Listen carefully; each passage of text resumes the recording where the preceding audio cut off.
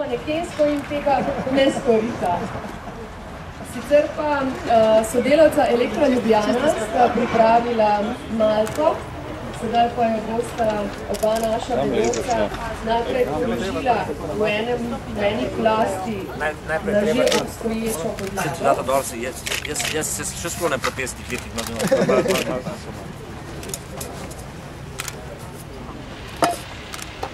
Dobro, to gre, ne? Dobro za vas. In seveda nanjo položila več priča, ko smo polagali z tega temeljnega kamna. Če pa ne boste videli, na njem piše RTP Litostroj, temeljni kamen položila župan Zoran Janković in predsednik uprave magister Mirko Maričič. Skoraj pa je današnji datum, 3. april 2008. In s tem dejanjem je temeljni kamen volilno transformatorsko postajo Litostroj tudi položen. Vse čestitke!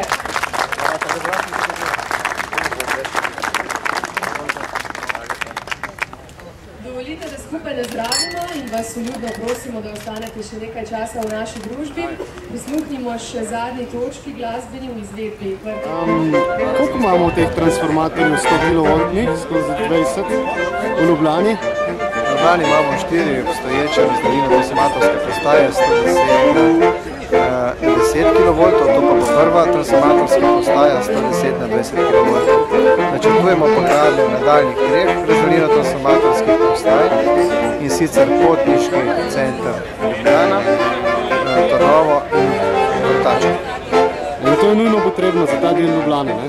To je nujno potrebno za oskrbo prestolnice z električno energijo. Ok, najlepše hvala.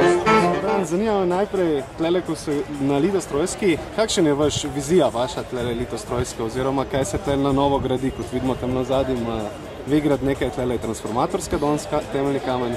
Tu je največji investitor Imos, ki pripravlja nov tehnološki park, eno dobro kombinacijo novega razvoja Ljubljane. Mestni občini to podpiramo in ta objekt, energetski objekt, ki danes tu nastaja, ki bo čez 1 leto odprt, je nujni predpogoj, da se sploh to uredi. Tako da jaz magistru Mirku Maričiču čestitam na tem uspehu.